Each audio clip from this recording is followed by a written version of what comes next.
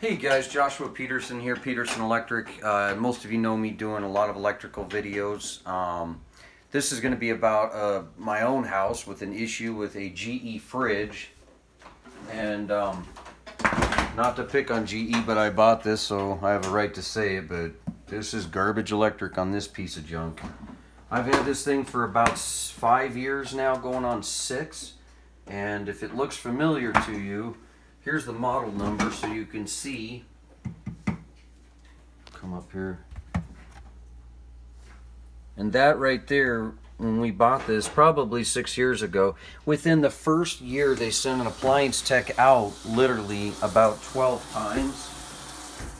And during that time that they sent out that appliance tech, they basically condemned the fridge and then sent our money back. So we've tried to live with it for the last 5 years and it hasn't worked, but about every quarter I have to take this thing apart. And what you have to do is you have to clean your shelves out, and there's a center screw here, a center screw down below, and then 2 more, and this whole piece pops out. And there's a little evaporator fan, and the complaint is that you're going to hear a sound that sounds like and turn and it won't stop until, of course, the refrigerator doesn't need to turn on. So literally we have to take that apart, put that back together, chip out the ice. Now this is the first time we've ever had to do the bottom part. You look down in here, they had to take this out here with 2 screws. And probably what you're gonna see is that. If you flip it over, we've been having chunks of ice come out of this thing, and it literally ices up right inside here. And this evaporator fan is hitting ice and making noise, both of them. And it's really loud. It's really hard to sleep at night as well. So until we gut this thing and get the ice out of it,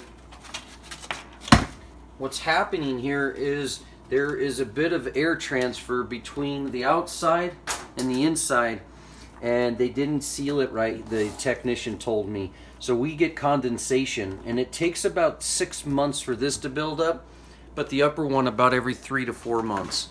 So anyways, this is the first time I've had to rip apart the below part, the freezer I should say. But yeah, you put that back together. Once you get all the ice, now you can't go beating on everything because of the capillary tubes in here. You will wreck them.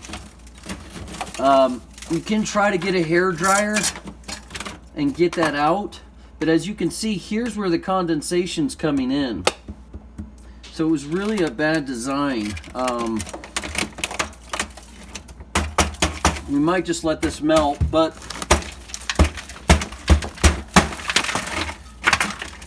maybe not.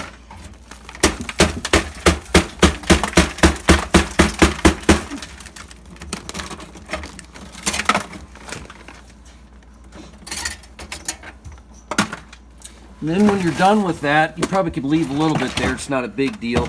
We're also getting that condensation in here.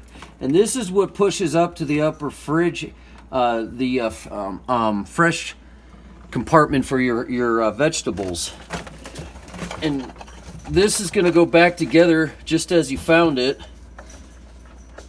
It's a low voltage motor. They're not 110.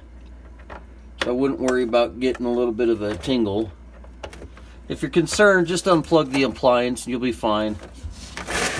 But getting this back together, I'd like to get the engineer here to actually fix this for me.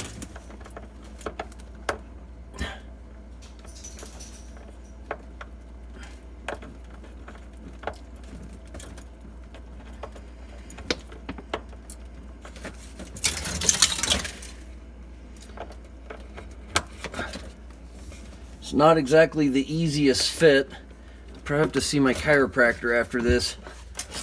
Anyways, we'll get those plugged back in and get that resealed.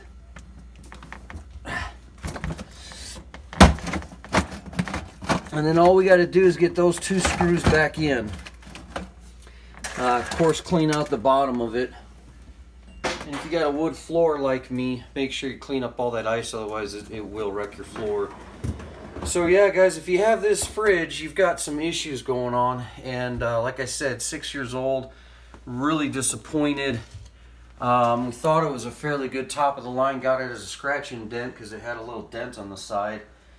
So it came from one of the big box stores. I won't pick on them, but it seems like any box store you get. So now we go just to an appliance store here in Loveland and get our stuff directly from a small appliance guy because he's been around for 40 years. So anyways, guys, thanks for joining us. Hopefully it might help you out on this style. Bye.